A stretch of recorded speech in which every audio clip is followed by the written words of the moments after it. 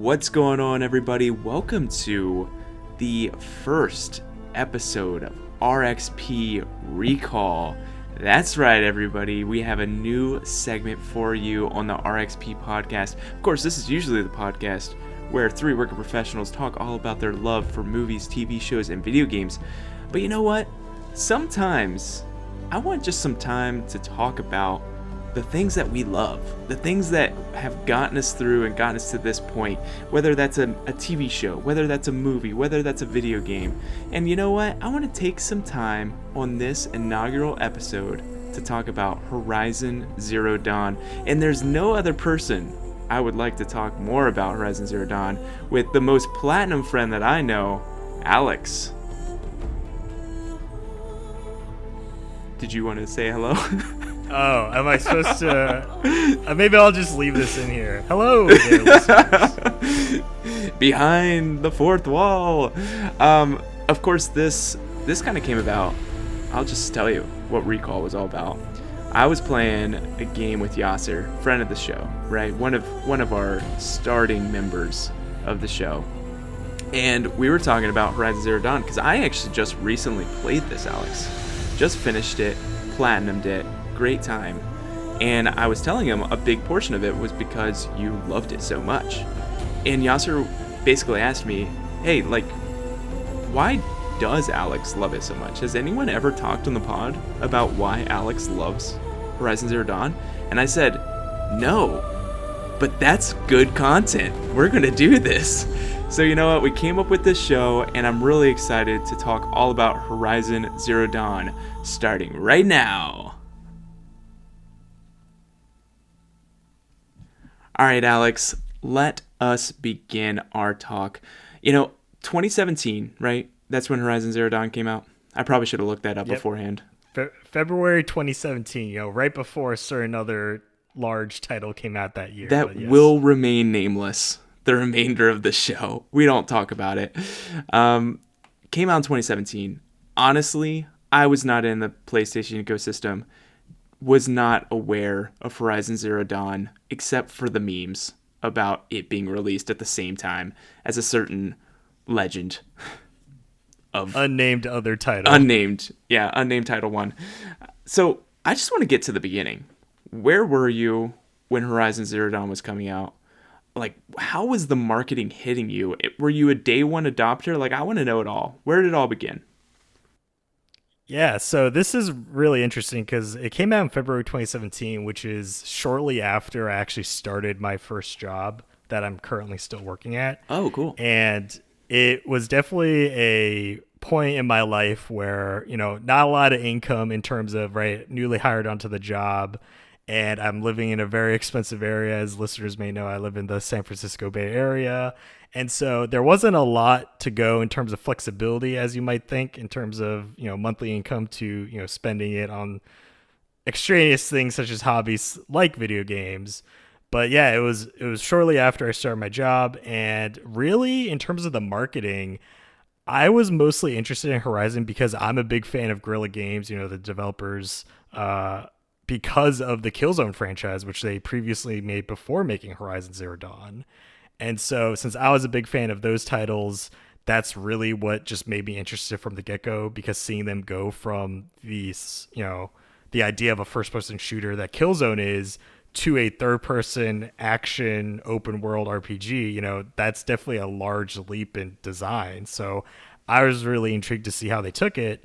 And just to see also, the idea that there were predominantly robot dinosaurs being advertised in all the marketing, and seeing that idea and saying, that looks really cool, I'm interested. So yeah, I pre-ordered the regular copy version of the game. I didn't get any special editions or collectors at the time, but yeah, I was definitely, pulled in with those robot dinosaurs. Yeah, you're right. I completely forgot that they were in charge of the Killzone. What a complete 180. Honestly, from a complete, it was first-person shooter, right? To go to completely this first person, third person, primarily bows and arrow and spear way of attacking. Could not be further from each other. Excellent. So you pre-ordered it, so you got to playing it, and then as soon as you started playing it, what initially pulled you in once you started it?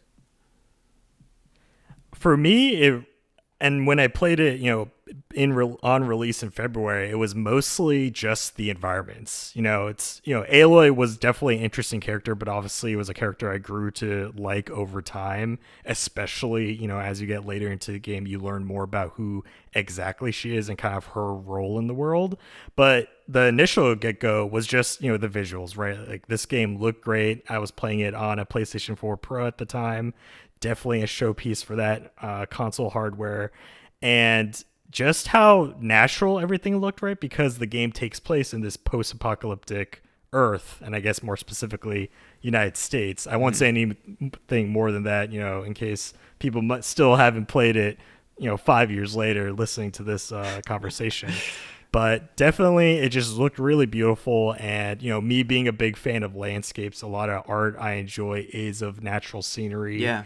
And the fact that the idea of this world is that this is a world reclaimed by nature, without humans for, hundreds and, up to 1,000 years, right? That it looked really great. And especially contrasting it with what they did in Killzone, which typically were more drab environments, a lot of grays, a lot of greens, yellows, that type of thing. I know Killzone Shadowfall did go a more kind of brighter color palette, but definitely compared to Horizon, it wasn't as, colorful or diverse environments as it was in that game. So definitely it was the environmental visuals that pulled me in. Now, like, we've talked a lot about open worlds, and I'll be honest with you, going back into Horizon Zero Dawn, I initially struggled with open world. Like, there was so much to do, so much to see. I completely agree with you. I thought it was beautiful. I love the worlds. I love the robot dinosaurs. Like, how do you make dinosaurs better? Probably make them robotic. Like there's so much going for that world. But to you, do you normally enjoy open worlds? Like, just to get a baseline, like, what are your feelings on open worlds, and what made this open world special? Man, I guess now that I think about it, I'm not the biggest fan of open worlds, because now that I've played more over the years, right, and it seems like gaming in general definitely leans in that direction, I think my level of expectation when it comes to having a great or interesting open world has just steadily increased over time, right? And I would say definitely back then, Horizon Zero Dawn, since I played that in 2017, I didn't play that many open world games beforehand. So definitely that helped me in enjoying it more, to say it was one of my kind of first times getting into open world style games. And so I think it was that just initial concept with it is what made me interesting. I guess in particular with Horizon, it was just the idea that, you have this such a beautiful backdrop. And it's the fact that, the machines you encounter are technically just, supposed to be considered like wild animals. Mm-hmm. And so, they all have their own routines, they all have behaviors, and they're just kind of doing their own thing. And it's the idea of saying, you as Aloy, this human in this world, you're really kind of just that person that's stepping into what's already existing. Like, things are doing things here because that's just what they're programmed to do, right? Literally because they're it's a game, but also because they're robots. Yeah. And it's just interesting to kind of see that, even if you didn't do anything, like, things are going to be changing, things are going to be happening in the world. And so it's kind of nice to kind of have that, I guess, zoo-like experience to say, you're looking in and seeing things kind of live and breathe, and you don't necessarily need to interact to make things happen. I feel like the cool thing about the open world, the further I got into the story, and you get the backdrop of what the robots are doing there. You kind of see what has been going on in the world, because it's like so heavy on environmental storytelling throughout, because you realize that this jungle really is kind of like a concrete jungle. It used to be lived in. There used to be life here, and now there are, little pieces of life. You have to kill like a bunch of rabbits and turkeys and boar, so you can make your pouches bigger. But outside of that, it's pretty sparse of life. It has a lot of machines, and how it gets there, I feel like there's a lot of great storytelling. Outside of just the environmental storytelling, how did you feel about the story overall? Going into it initially, I definitely it didn't start off great. I wasn't super interested in the first opening hours. I know, and I guess maybe we just will say there's going to be, small spoilers here and there, but definitely nothing too major, I guess. Or I don't know how deep we might go.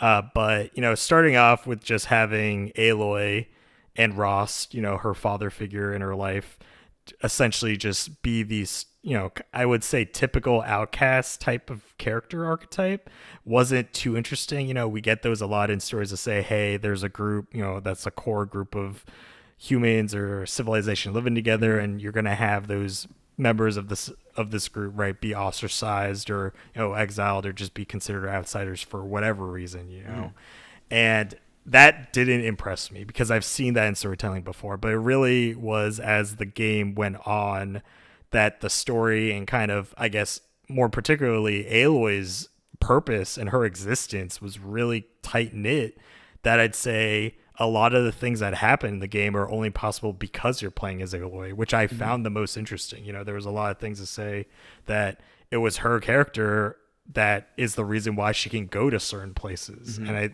thinking about it before, that you just think, oh, this is a video game. But at least later on in the story, you realize, oh, it's contextualized in the story itself, and they let you know, hey, there is a reason why you can go here and why no one else has been able to go to these places. And I thought, learning those secrets and learning those, having those revelations about what's happening really made me understand, oh, it's not just that this is a great story, but it's, as you said, right, it's great environmental storytelling to say you have these, large chambers, you have the cauldrons, you have the mountain that people, the people of the tribes have revered, but no one's ever gone into because the doors never opened. But for some reason, Aloy can go in there, and then you learn why she can. And I think that's really neat, because I think it does have meaningful impact, not just for her character, but also giving more convincing storytelling to the kind of the other people in the world. Yeah, I say we take the kids' gloves off, I think, it's been 5 years. We'll put a spoiler warning on the episode. I want to get into this because I don't think enough games or movies, honestly, or TV shows or anything really do this well. I think there's definitely this mindset of like the chosen one mentality of like, oh, well, they're just the main character, so this stuff happens to them, but that they can explain this, that she came from the same DNA as this person that was like this main scientist of the project. When that happened, when that realization happened to me, the entire first half of the game became so much better, because it wasn't just like, oh, Aloy's special because, she is. It was really because, oh, she's special because this was an intentional way to try to save the world at that last ditch effort. That to me just blew my mind when I played it. Right. I really found that integration of saying literally she has access to these facilities because it's programmed to let her in, right? As you said, because essentially she's a clone of this, pre-existing human, right? Coming from her DNA. And I'm like, wow. When I first found that out, as you said, it just recontextualized everything else that happened. And it made sense to say, you know what?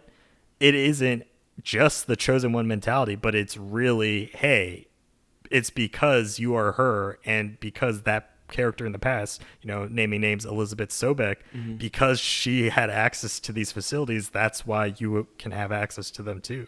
And so, from a storytelling perspective, right, I think that was really the turning point where I'm saying, this game is great. I really enjoy the combat. I enjoy, kind of the story up to this point, but that just made it an extra level deeper in being more interesting. And, along with that realization, you just get a lot more story details as to, why humans are like they are and why the machines exist and everything else. I feel like throughout the entire story, there are so many memorable characters. You mentioned Rost.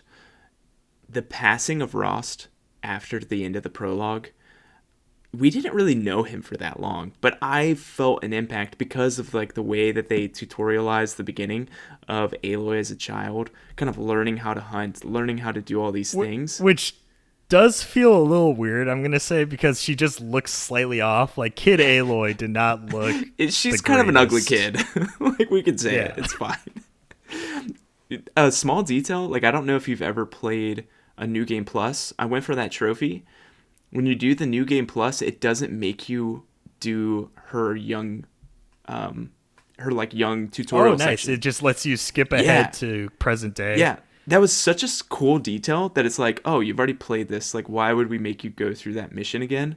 So kudos to Gorilla for thinking that through, because I was really not looking forward to playing through those missions again. Like, they were great when you're trying to figure stuff out, but after you've played the game, beaten the game already, yeah, it was not about it.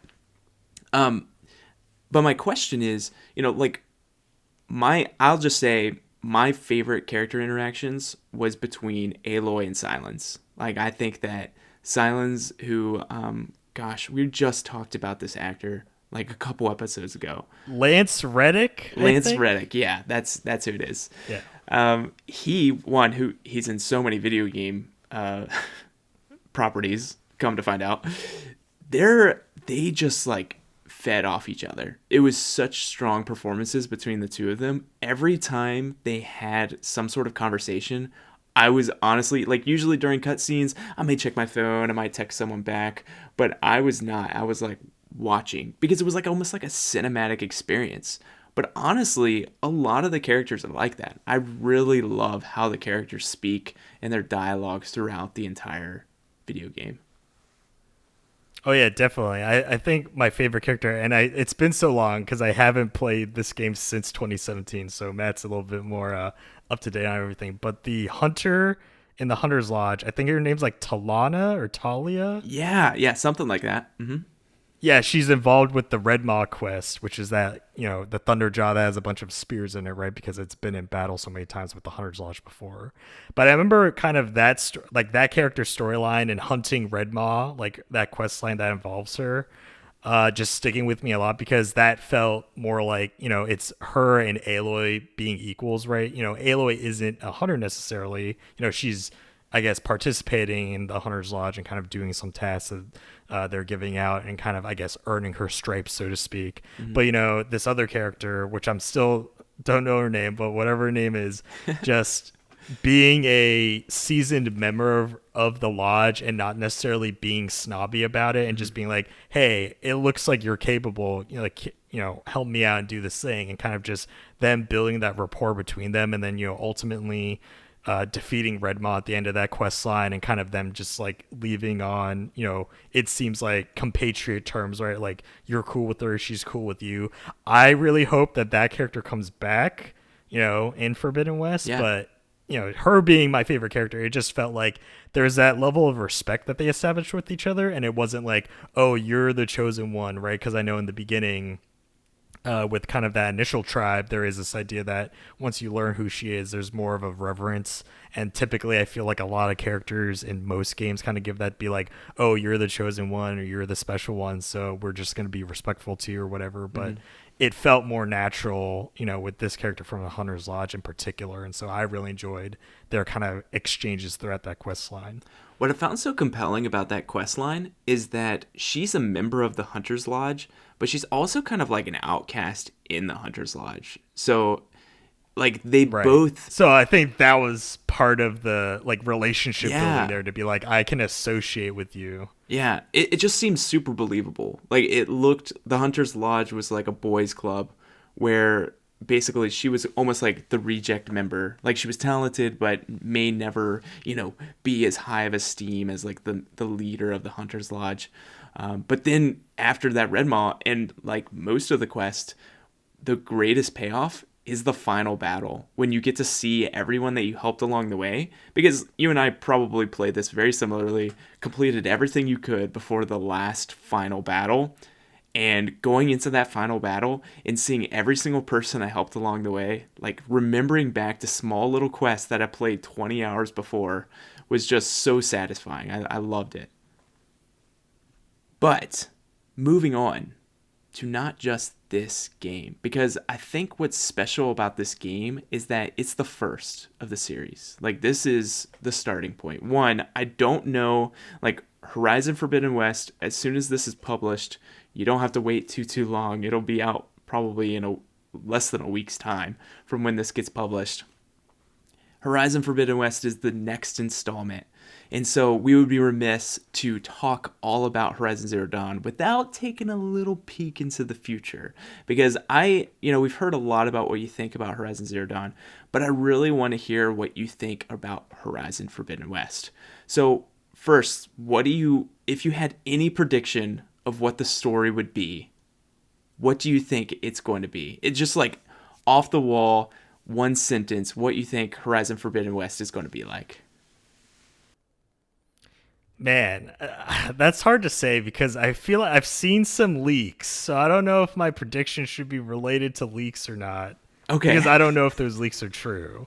That's true. So, like we know Silence is going to be involved, right? Right. I'm guessing Hades is still a thing and might still become a threat. I don't know.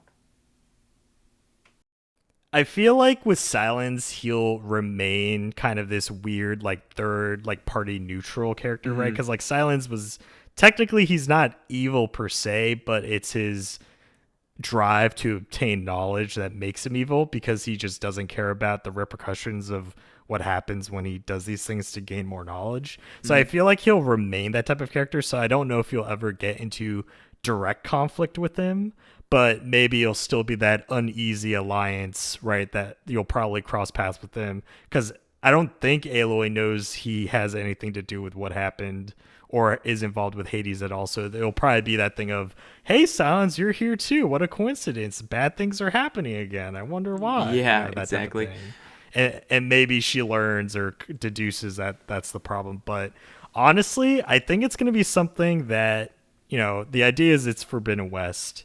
So, we're moving further west in the locales where these games take place. I think this is going to be more related to the global aspect of the world, right? Because, this is localized in North America for the most part, or at least the first game. And from kind of early trailers we've seen, maybe we're leaving North America, maybe going down south to Mexico, potentially, the Caribbean a little bit. But I think the aspect of the story is going to just kind of blow out and say, hey, this is happening here, but it'll probably be more of a setup to say we have things happening all over the world. And I think we're going to get that more kind of like globalization setting with this game. Yeah, no, I think you're right. I think that makes most sense to me. Because you can only go so west in America. You will run into ocean, which like we've seen, at least in the very initial trailers, a lot of water, which I'm excited for how they implement the water and maybe water combat and exploration. I think that's a really cool point of it. I think that, there could definitely be some tweaks on the exploration side. And so, I'm excited to see what they go for. But now, thinking back about Horizon Zero Dawn, if you had to change anything for this sequel, they are of course going back to the drawing board for the sequel. Of course, that Legend game that we try not to speak of that happened at the same time. They're even taking stuff from there. Now Aloy has a glider, a shield glider. She's going to be equipped with all these different types of weapons, and maybe there's new enemy types. What is on your wish list for the sequel? Man, I wish that the machines do more together.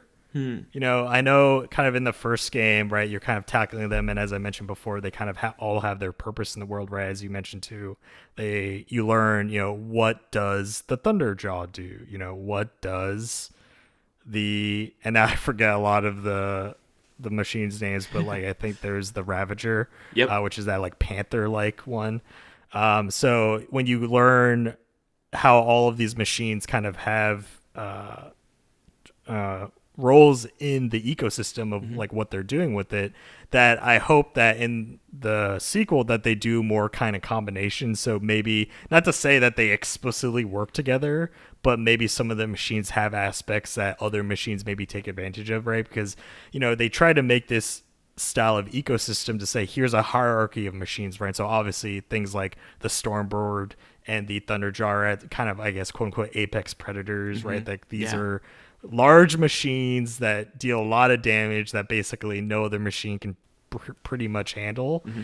And I think, and part of this ecosystem would be more interesting if you had more of those interactions, right? Because it felt like for the most part, especially in combat, unless you overrode one of the machines and it was like quote unquote fighting with you, there wasn't a lot of like, a long leg, right, does something in particular when there's like a snap maul around, or like the Stormboard does something when it sees a Thunderjaw, right? Mm-hmm. Because I feel like they could go more on the animalistic aspects of these. I know, right, these are programmed to do certain things, but part of the idea, like with Hades, was that the monster or the robots go haywire, so maybe if they built more on interactions between them, that could be interesting. Because they already had almost that synergistic. You had the Watchers that would always be over like herds of another animal, like like the crab one was walking around. I forgot what the crab one's called. Oh yeah, I think it's like the shell walker. Yeah, that's exactly what it is. You have those shell walkers, and you have the Watchers that will alarm if they see Aloy.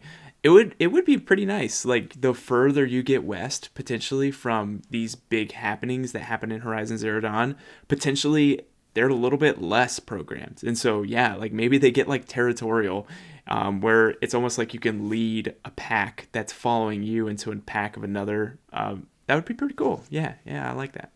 I definitely would love to see a little bit more as far as kind of the... I don't know if it's really...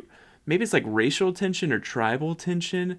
They talked a lot about tension between the I forget what it is, like also something Oseram. Yeah. Yeah. Like they talked a little bit about that, but I would love to get more of a history of the tribes, and like I am just fascinated by that. One reason why I love the Witcher series is that one, it's a little bit easier, right? It's dwarves, it's elves, it's humans. It's like a tale as old as time, as one might say. But the coolest thing about those books is the interconnecting of all those races and the biases that they have against each other. It just made a more deep world. As far as their names, I could barely remember their names, one, but two, I don't know how they really interconnect. Now with like this Forbidden West, I hope that the tribes, because I'm sure Aloy is going to run into many different tribes. I hope that the tribe to tribe ratio, or the tribe to tribe relationship, is a little bit more compelling for me. I just would love for more compelling human to human interaction besides maybe like a side comment from like a side quest. For me, I felt like that was a little bit lacking. And honestly, I probably would like a little bit better hand-to-hand combat because I felt like it was very, very one note. But I know they've kind of said they were going to rework the whole melee system. So hopefully that's on the way. Right.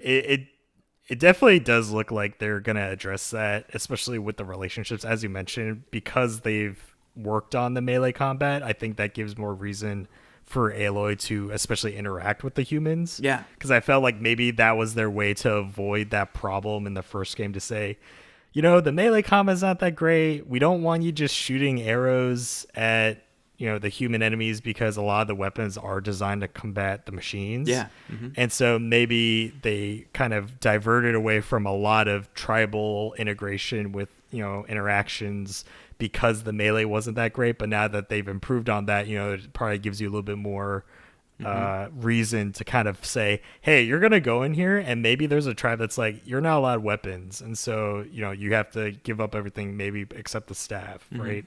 And so by having like the staff combat be better, then we could have maybe some more in-depth or intimate conversations like in these social settings. And maybe it's like, oh, here's the political situation of this tribe really conflicting with this other tribe, and kind of just having that more interesting relationship that's not just humans versus machines, or machines going haywire.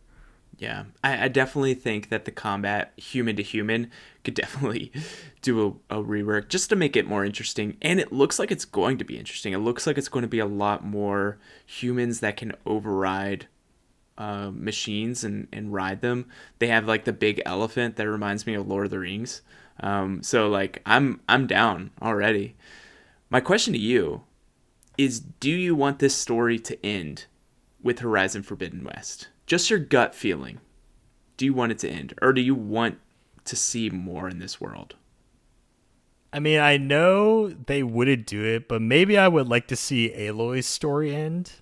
I know they haven't, beside in Horizon Zero Dawn, there were some supporting characters that I would like to see come back, but obviously aren't as built out / as important as Aloy is, for reasons we pointed out previously. But I would say that, especially if they want to expand the world, for me, I would like to see the story go on, because I think that the setting itself is interesting, right? The fact that this is like a post-apocalyptic Earth, right? There's a lot of story that could be told. And so obviously also there could be a lot of stories told in between now and back when kind of the apocalypse happened. So I'd say that if they were to do that, I'd be fine with it. But maybe, they could play around with when these events occurred. It could just be other parts of the globe, right? So if Aloy can't get, to Europe or Asia, that maybe there's another character that's doing something over there, and maybe that's something that has impact later on. But I would say I would like to see more. It doesn't have to be Aloy that you play as, though, but I wouldn't mind it because I do still love Aloy as a character. Yeah, I definitely agree. I think that I don't want this. Of course, everything's going to change. Like in 2 weeks, when we get to play the game, everything's going to change because we're going to finally see what their vision is for Forbidden West. I definitely don't want Aloy to be one of those characters that they just drive into the ground and it turns into like Kratos of old, where they just like did God of War 1, 2, 3, 4, like they did all these things. Because I definitely think that worked for God of War because it like 2018 came out and it was wonderful, but they needed so much time to kind of reset the clock. And I don't want Aloy to get like that. I want a succinct beginning and a succinct end. And she develops so much in the first game. I don't see her being in that many games. At least I don't know if I want to see her in that many games because of how much she already developed in the first game. So we'll have to see. We'll have to see. Now, Alex, are you ready for our rapid response? This is going to be, I'm going to ask you a bunch of questions, and you're just going to come to the first thing that comes to mind. And 2017 was 5 years ago. You have a much better memory than I do, but if you don't remember the names of specific stuff, you could just describe it and we'll move on. We'll make it the best we can, all right? That might be the closer yeah, exactly. Response I'll give. Yeah, sure. All right. First question. Favorite machine design? Oh man, favorite machine design. I mean, you don't fight it. I do like the tall necks. Ooh, nice. Not just for the fact that I guess they're moving towers to reveal the map, but I just like the idea of, it's kind of like a giraffe, but not really, right? And like, there's no face on it really. Yeah. Or at least you can't see a face. It just has like a satellite dish at the top. I just like how it kind of just roams around and you're like, how does it power itself? I think it's solar powered, but it's just kind of this weird thing that just walks around. Just keeps going. It has its track. Yeah. Just keeps going. Least favorite machine to fight? Oh, I would have to say the fire bellows or the bellowbacks. Oh, okay. Like it's like the large ones with the gas tanks. Yeah. Like they have those like weird green sacks on them. Mm-hmm. Mostly because I think I just don't like things that do elemental damage and on the regular. So the fact that these spew fire at you is just very annoying. So it's like, oh, you're lit on fire. Time to dodge roll around and put it out. Yeah. I hated those storm birds though. They were so far away and it took forever to kill them. Whatever the big ones are called. All right. Favorite type of arrow? This one might be tough. I think it's called the Sonic Arrow. It's the one that does like that little implosion for like removing parts off of the machines. That's my favorite one. Yeah. They have like purple hearts mostly around because them the sound effect on it was so good because it was like that you could hear like it vibrating, like revving. Yeah. And then you just see a little like explosion where it doesn't do a lot of damage to the machine, but it pops the components off of them. So it was really satisfying to like shoot that and see the little like parts just fly off. Oh, fantastic. Favorite companion? You may have already talked about this one, but it's fine. Yeah, it's the hunter from the Hunter's Lodge, which I still feel bad for not remembering her name after this whole time. I think it starts with a T. For some reason, I feel like it starts with a T, but she's my favorite. I just loved her as like, hey, this is Aloy's homie. You're going out there, you're trying to kill this machine, because it's personal to her, and it's personal to you too, because right, like you're out there just trying to help people. And so definitely that was like just a great, series of quests and just a great time like hanging out with that character. Final one. One word to define Horizon Zero Dawn. One word to define Horizon Zero Dawn. Ambitious. Nice. Okay. Cool. Yeah, I definitely agree with that. I definitely think that this was an ambitious title. And honestly, playing it 5 years later, it feels like it could have come out last year. I can't imagine that this is 5 years old. So I can only imagine what Horizon Forbidden West is going to be like. So good. All right, Alex, closing thoughts about Horizon Zero Dawn. Give us our pitch on why we should play Horizon Zero Dawn. If someone has made it this far and has not played Horizon Zero Dawn, why should they go play it? You listeners should go play Horizon Zero Dawn because it's a game that has such a fantastic story that definitely makes you want to experience the world. It's something that, you're kind of dropped into this setting and as per most stories, you're saying to yourself, why am I here? Why do I care about what's happening here? And definitely over the course of the experience, you're going to learn why, how, what happened, and, where you are in particular. And maybe it's something that, you understand from the get-go, because this does take place in North America. There are things that make it recognizable, and so definitely I think it's interesting for that fact too. And I think it just kind of hits all the notes of the game's great. It's not too long. There's a lot of being an open world. It might seem daunting as it was for Matt to just kind of see all the things that are possible to be done, but definitely if you want to mainline it, it's definitely you can just go through the critical path of the main story. And I think the game's really accessible. I think there's a lot of things that I'm not sure it's as accessible as other games, especially since then, that have come out. But definitely if you want to play it on an easier difficulty, that option's there to you, so you don't have to worry about things being too difficult. And also, it's a story that at least I don't think has been told that often. It's a type of sci-fi story that definitely is interesting, and I don't think you'd really get in any other medium. Excellent. Well, there you have it, folks. Go play Horizon Zero Dawn. You don't have much time to get ready for Horizon Forbidden West, which comes out soon. What day does it come out? The 18th? Yeah, February 18th, 2022. Excellent. Alex, thanks for chatting about Horizon Zero Dawn, and thanks to you all to listen to us chat about something that we love. If you want to hit us up on our socials, tweet us at RxP_podcast, or go find us on YouTube now. Like, subscribe, all the likes and everything like that at RxP Podcast. You can, of course, hit us up on our Gmail at rxp.podcast@gmail.com. But thank you to Alex. Thank you to you all. Thank you to Guerrilla Games. Thank you to Grandmaster Doug for the tunes. We'll see you next time.